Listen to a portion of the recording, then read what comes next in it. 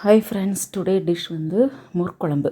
அதுக்கு தேங்காய் கட் பண்ணி வச்சுக்கோங்க, மிளகா வத்தல், பச்சை மிளகா, சீரகம். எல்லோரும் பச்சை மிளகா போட்டு தான் மோர் குழம்பு வைப்பாங்க. நம்ம கொஞ்சம் டிஃப்ரெண்ட்டாக பண்ணலாம். கொஞ்சம் அரிசி சேர்த்துக்கோங்க அரைக்கும்போது. அப்புறம் 1 லிட்டர் தயிர் எடுத்துக்கோங்க. நம்ம சொன்னது எல்லாத்தையும் அரைச்சி வச்சுக்கோங்க. வெண்டைக்காய் அந்த மாதிரி கட் பண்ணி வச்சுக்கோங்க. சுண்டைக்காய் வத்தலும் எடுத்து வச்சுக்கோங்க. தாளிக்கிறதுக்கு வெண்டைக்காவும் சுண்டைக்காய் வத்தலும்.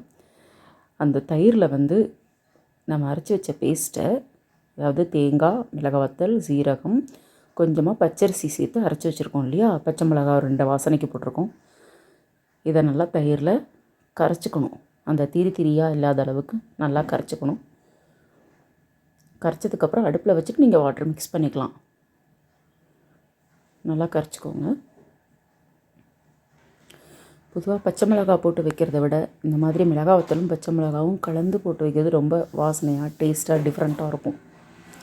சால்ட் போட்டு மிக்ஸ் பண்ணிக்கோங்க. தேவையான அளவு சால்ட்டு. ஸ்டவ்வில் வச்சுட்டு, ரொம்ப திக்காக இருக்குது இல்லையா தயிர், ஸோ அதனால் நம்ம நல்லா தயிரை கரைச்சதுக்கப்புறமா வாட்டர் மிக்ஸ் பண்ணிக்கலாம். ஃபஸ்ட்டே தண்ணி விட்டு மிக்ஸ் பண்ணோன்னா தயிர் வந்து ஒரு மாதிரி திரியாக இருக்கும். அதனால் கரைச்சிட்டு வாட்டர் விட்டிங்கன்னா உங்களுக்கு நல்லா மிக்ஸ் ஆகிருக்கும். நான் வந்து தேவையான அளவு தண்ணி விட்டு மிக்ஸ் பண்ணிக்கிறேன். இன்னும் கூட தேவைப்படுது, அதனால் கூட கொஞ்சம் விட்டுக்கிறேன். இது வந்து கொதிக்கக்கூடாது. நல்லா சூடேறி பொங்குனதுக்கப்புறம் ஸ்டவ் ஆஃப் பண்ணிடணும்.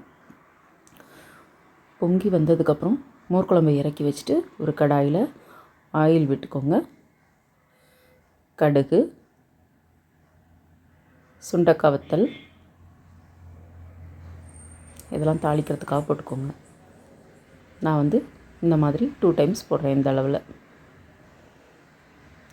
சுண்டைக்காய் வத்தல் வந்து நல்லா முறுமுறுன்னு பொரியணுங்க. அப்போ தான் மோர் குழம்புல ஊறாமல் அப்படி முறுமுறுன்னே இருக்கும் நம்ம சாப்பிடும்போது கூட.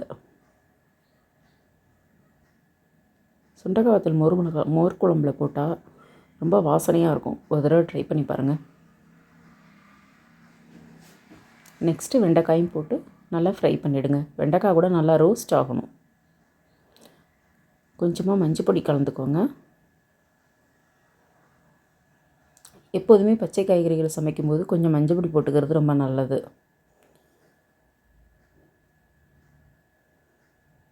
நல்லா ரோஸ்ட் பண்ணிக்கோங்க. வெண்டைக்காய் வந்து நல்லா ரோஸ்ட் ஆகணும். இந்த அளவுக்கு